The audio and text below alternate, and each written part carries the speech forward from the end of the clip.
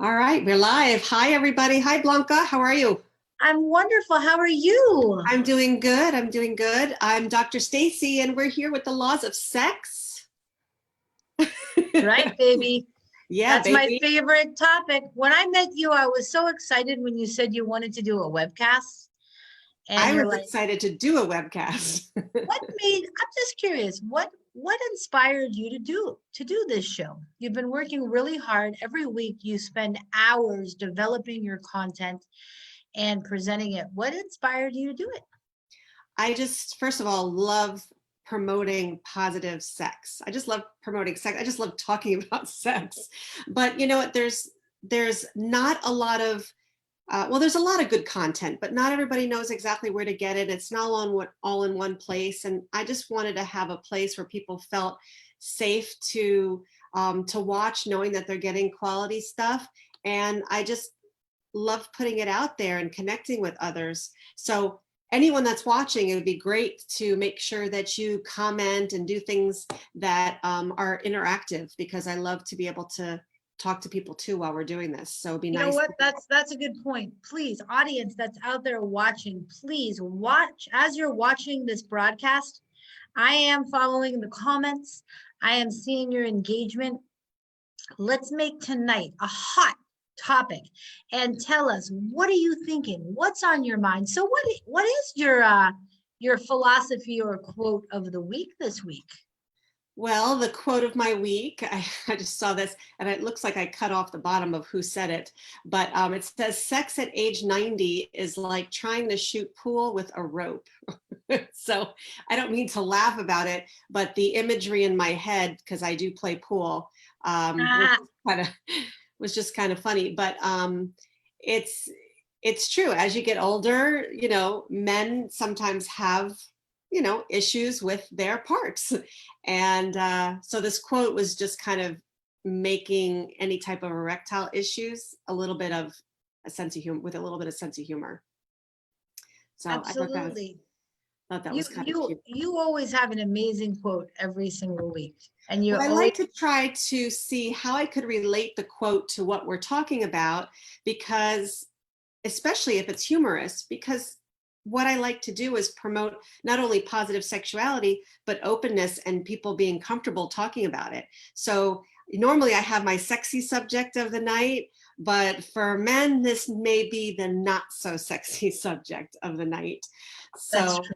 yes, so I want to talk about erectile dysfunction and some of the things that cause it. Actually, what brings about an erection, first of all, so people kind of understand the process of how it gets there in the first place. What is erectile dysfunction? What causes it? How do I know if it's in my mind or if it's actually a cause of the body? And ways to help, because it's one of the very common things that I get in my practice, not common things, but common complaints or issues or concerns, is erectile issues. And I work with people, I think the oldest client that I had was probably 87, 88, still wanting to be functional, still wanting to enjoy and have sex and do things. So it's definitely a concern as men get older, because many people are still wanting to be active. So I thought it was an important subject. It is an important subject because, I mean, do you also help couples cope with the challenge and different situations and alternatives that they can do to handle it? Absolutely, because it's not just, and this I go into a little bit more later on, but it's not just a one person thing. If you're in a relationship, it's a couples thing. So it's definitely important to be able to include everybody in the mix to get the help that they need. I like how you're bringing awareness to these issues and helping people start having authentic conversations about them. It's great. It really is. So It's very, what actually does cause? I know you talked a little bit about it. Want yeah, to well, the erection is just caused by an increase of blood flow into the penis. I mean, it's just basically blood flow going in there. There's a spongy area that fills up with blood and it enlarges. And usually it's from direct contact, if you're touching it or someone else is touching it, or the mind is connected to the body a lot of times. So if your mind starts thinking something sexual, then the erection and the blood flow starts, happening. What happens is that the muscle in the back by the back of the penis contracts, and it keeps the blood flow from going into the penis. And that's what happens when you lose the erection. Mm-hmm. So normally when you get the erection, your muscles loosen up and it allows all the blood flow to go in. I understand. So, yeah. And then further going into that topic, what is the dysfunction element mean exactly? The dysfunction element is basically when the muscle, like I was mentioning about the muscle opening up, it allows the blood flow. When the muscle contracts, it restricts the blood flow. And so that's what happens when you have, when you lose the erection. So when a man is not able to keep it long enough or firm enough, that's what's considered erectile dysfunction. There's some people that might be able to get it hard and then go to have sex and then it goes away. That's, a dysfunction because they're not able to sustain intercourse. It's very, very common for people to have also. And so for men, it needs to be something that they can become comfortable talking about because it is very common. The mind, another thing that I was mentioning is that the mind is connected to the body. And so if your mind is turned off and not thinking positive thoughts, then your body's going to be turned off. So it does affect. I never thought that was actually a possibility. So depression, anxiety, so mindset becomes a factor in this conversation. If you don't have the right mindset, that can cause ED. Absolutely. I mean, even just like with women, when women are not in the right mindset, they don't have a libido. It doesn't show up as much like it does for a man because a woman can just use some lube and she's able to function most of the time. But for a man, if that connection is not there or there's other medical issues, then you're going to have the lack of the relaxation of the muscle. You're going to have the contracting of the muscle, which is going to keep the blood flow from getting into there. And on this screen here, where what causes erectile dysfunction, I put the little world in there because everything in the world could affect a man's penis. Okay. Starting with any type of medical issue, such as diabetes, high blood pressure, cardiovascular disease, if their testosterone is low, Peyronie's disease is when their scar tissue is built up because there's a bend in the penis. So scar tissue builds up and it doesn't allow the blood flow to go through properly. If someone gets into an accident, they damage their pelvis, stress, anxiety, depression. These affect men just as it affects women. But there's that stigma for men, not a stigma, but society expects men to always be able to be erect or they're not a man. So a lot of times they figure that their manhood is tied to their genitals. And if it's not working properly, they feel like less of a man. Wow. Yeah, that's true. There's no question with regard to that it always affects. And how do they figure out if ED is a result of their mind or body though? And that's a very common question I get. And I think it's very important whenever I speak to anybody that comes in to see me, the first thing that I do is I say, have you had a medical workup? Have you seen your doctor? Have you checked for any of those issues that I brought up? Some of the medications that people are on, such as antidepressants, just as they keep women from having orgasms, sometimes they keep men from having the proper blood flow to the penis. So medications could affect it. So once they get checked up by their doctor or urologist, make sure there's nothing physically wrong, such as the diabetes, the heart disease, and things like that. Then we discuss what kind of coaching do they need? Do they have relationship issues? Because their relationship affects ED as well. Look around your lifestyle. Are they doing drugs? Are they having, drinking too much alcohol? True. That's one of the last things. Well, coaching, so let me ask you this. You've had clients where the man and the couple has ED, and can you tell us a story about how your intervention with that scenario helped them specifically? That, and it's funny because people think that when I say that I coach someone, they think that I'm at their bedside coaching them. I'm like, no, I'm not doing that. Like, you actually go in No, there and watch and help them that's a figure it out. There are no. some people that may, but that's not what I do. But what happens, especially if it's something that is within the relationship, a lot of men get performance anxiety. And that a lot of times comes from either a history of previous times they've had erectile dysfunction, or their partner is upset with them because they're not helping them with their orgasms, or they're not being able to stay aroused long enough, but yet they're still able to sustain an erection. So sometimes they feel less than, sometimes they feel emasculated. So all these things is when someone comes in, I try to figure out what goes on in the bedroom, what goes on in the relationship, to see what the cause is, because depending on what the cause is, it can make a difference on how people are helped.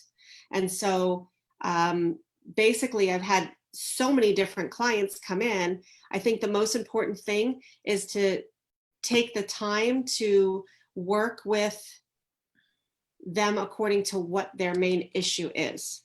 Yeah.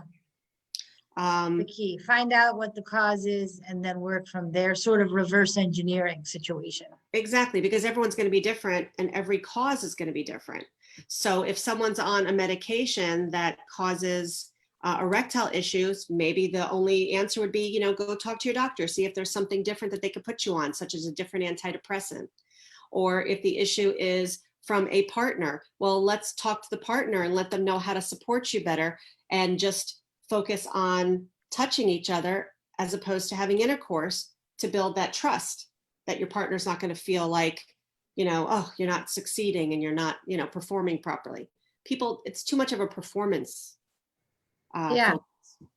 So do you have any recommended, I guess, treatments or ideas to help with this problem? Yeah, absolutely. I mean, one thing that I don't actually treat anybody, but we do have action plans and do have suggestions to help. One of Okay. the things is a penis pump. Looks a little scary and barbaric, but what happens for some people, because there's some people that may not be able to ever get it up if they have some medical issues, sometimes the penis pump, you put it on there, it does like a suction, and it actually pulls blood flow to the penis and helps with making it more erect and harder. These are all on my website. So I have the code up there, TTT20 for Toy Talk Thursday 20. You can get 20% off of your order. So any toy that you see here, just go ahead and check it out. But you can search penis pump on drstacyfriedman.com, and there's a whole bunch of different suggestions if it's something that you want to try. So the penis pump is definitely something that people have used to help firm up their erection. And then I think have you ever seen that before? Hold on, let me go to the next slide. One moment. Okay. The next one is just the basic cock ring. I've shown this before on a few of my other shows, because they do have some that have vibrators on there that could be fun and beneficial for the woman also. But basically a cock ring is just something that helps keep the tightness near the base of the penis, which allows the blood flow to stay in it. So like I was saying before with the muscle loosening, when the muscle contracts, it doesn't allow the blood there. But if the blood's already there and you use a cock ring, they're not going to be so tight where it's going to restrict it, but it may help keep it there longer and get you to where you need to go. Okay. And that's also. You have a lot of great action plans. I mean, I hope the world's watching and realizing how lucky they are to get this advice and coaching. This is coaching in action. In action. There you go. But it's good because, this is very, very common. And a lot of men don't like to talk about it because they feel like they're the only one, or what's wrong with me? I'm 50 years old and I'm struggling with my erections. I mean, it could happen at all different ages. This next exercise is Kegel exercises. You know how the women have to do Kegels to help tightening up their vaginal area? Right. The Kegel exercises for men, they lay on their back, they lift their pelvis up, and they just tighten. Every time they go up, they tighten. And it just helps with the muscles in that area. So that way they're not always contracting. It helps loosen them up and you know, works them out, which is nice. That's amazing. I So never even thought that men had to do that exercise. men don't realize they can do that, which is nice because women have to do it sometimes to be tighter. And so the men will do it and it helps them. And yoga is also very common. And a lot of men might be like, oh, well, I'm not going to do yoga. I can't do yoga.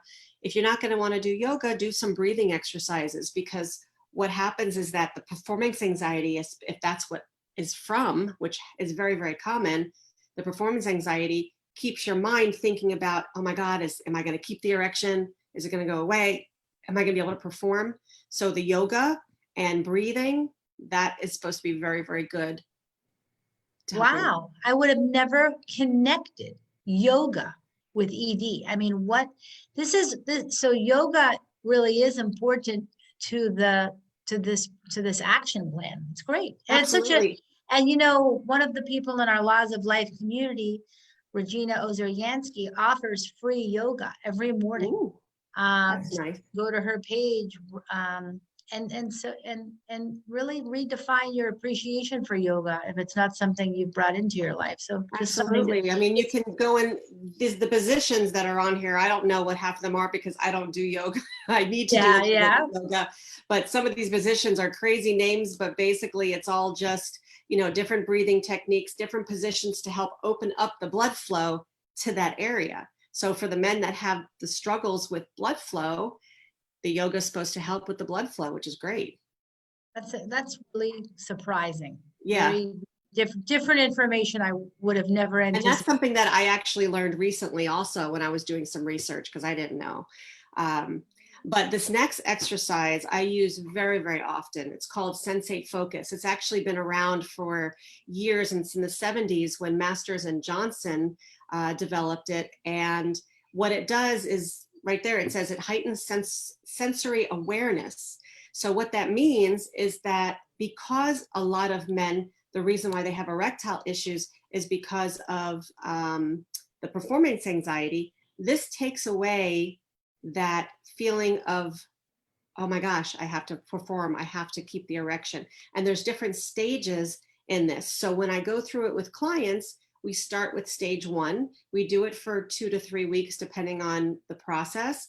And then we go to stage 2, stage 3, and stage 4. And it's basically allowing you and your partner to take turns, 15 minutes each person, 15 to 20, 30 minutes, whatever you're comfortable with at the beginning. And you're just touching each other, but you're doing it one at a time, where the person that is giving the massage is touching the partner the way that, let's say if I'm doing the massage, I'm touching them the way I want to. I want to be able to touch their skin. I want to be able to feel the softness, the little hairs on top. I want to be able to explore, but you're not touching the boobies and you're not touching the genitals. It's not about turning anybody on. It's just about feeling the sense of pleasure, because so many people kind of forget that. That's an awesome, and I think you had recommended in one of your prior action plans just about intimacy, that sometimes just making it about the sensation, making it about anticipation of sensation. Remember when you once said, don't even touch the body, just put your hands around the body. To feel the energy. And feel the energy. And it's great. It's great. You're giving us a lot of ideas that people can apply in their daily life that are, you know, fairly simple, straightforward, easy to use. So Well, what facts are we learning here? This one with all the bananas. I get calls all the time from people wanting to increase their penis size because they feel that when they are not erect, even when they are erect, but a lot of people, they say, you know what, when I'm not erect, I'm so small. So when I saw this sex fact, I was like, okay, this I have to put on there for all the men that feel bad if they look small when they are not erect. Shorter penises make bigger erections. So research is showing that men that have shorter penises actually experience larger erections. It increases the penis size for 86%. It's a big percentage. There you go. It's like, it's incredible. Good news has arrived.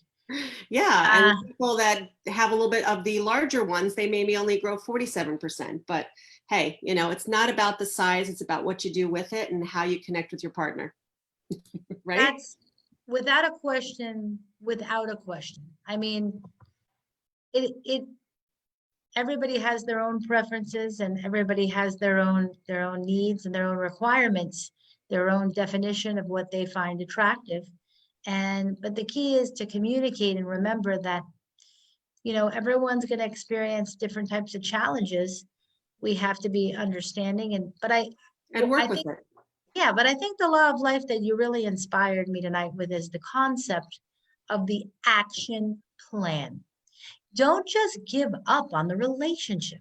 No, no. Design an action plan, work with a coach like Stacy Friedman, and develop a solution instead of I think so many people just give up. They sit back. They sit back because there's an ego there. They're afraid. There's a lot of people, men and women, that are just afraid to admit that something is wrong. But when we're younger, we're only educated in human sexual anatomy. We're not educated on how to have relationships, how to really have sex. And some of the people that are educated, they're watching porn for the education. So a lot of people don't, they feel inadequate, but yet they're not learning the right skills. And so being able to admit that you have a struggle and being able to admit that you have dysfunction, and for the partner, even like the wife, trying to say to the husband, listen, it's okay, I have your back, we're in this together, to not make the man feel so inadequate, because a lot of men do feel inadequate when they have erectile dysfunction. And there's so much that can be done and so much love that can be shared if people allow it. 100%, 100%. Yeah, which kind of actually brings me to the question I get asked often, which this was someone that had asked me a question about 2 weeks ago. They called me and they said, when making a coaching appointment with you, is it better if I come on my own or if my partner comes too? It's better if everybody comes.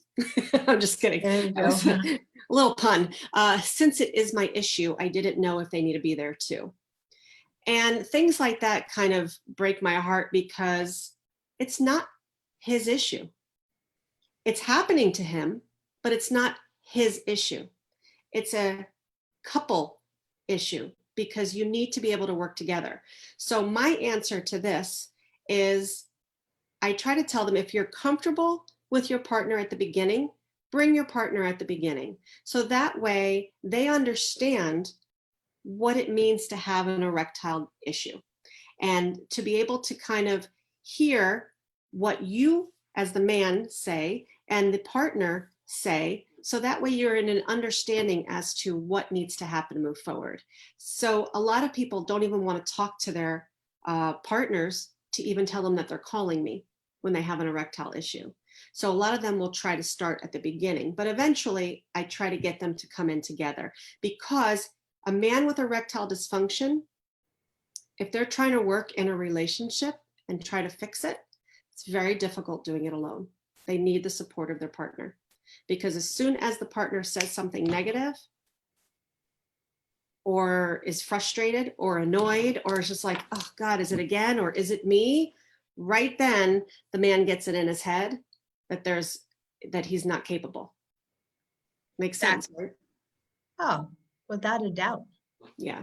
So that is a very, very common question. So I like to just make sure that the men know it's not just your issue. It's something that you can do together as a couple. And if you have a supportive partner, it's going to be very, very helpful to have both of you there. Amazing. Oh, So now the sexational positions. I love talking about sex positions. There are some positions that are a little helpful when you have erectile dysfunction. Blanca, have you ever done these positions? I'll plead the Fifth Amendment on that. My dad might be watching. I just felt like throwing that out there. I like it though. See that now I know how people feel when I put them on the spot. They're like, you put me on the spot. Okay. So these positions, a lot of times first of all, just having the woman on top can be helpful, because the man may not feel like they have to do the work. Or sometimes if the man feels like they're getting ready to get on top, then right away their head starts thinking, oh gosh, I'm getting on top. But if a woman's on top, they can just sit back and relax. They don't have to feel like they're necessarily doing all the work, and they can just be comfortable watching. And when it's reverse, they don't feel the pressure of the woman looking at them. Yeah. Well, that I mean, it should. Do you think that's pressure? I mean, it's an interesting question you raise. That happens a lot because they feel like if the woman looks at them, he's like, okay, she's looking at me. She's waiting to make sure I stay hard, or she's waiting to see if I lose it. But when the person is turned around and the person's on top, they're just kind of like looking at this ass and they're ready to go. So it's a little bit of a different mindset for the man, where he doesn't have to feel as much pressure when the partner's looking at his eyes and he's wondering, what is she thinking? Is she wondering if I'm going to perform, if I'm going to lose my erection, that type of thing. It never occurred to me. I never thought that men had that many insecurities running through their mind during the sex process. Like, I didn't realize it. It's opened my eyes up. And it's really a big thing because, like I said, women can hide their interest because they don't have to function. They don't have to have an apparatus to function, to be entering into somebody else, where a man has to. So many times when men, especially when they're single, going to a new relationship, I have a lot of people that have either gotten divorced or are dating or whatever, and are starting to go out with people. And their first time, they're so nervous that they're going to ejaculate quickly. They're not going to be able to get it up. They're not going to be able to come. They're not going to be able to please their partner. There's so much pressure on the men for that. Terrible.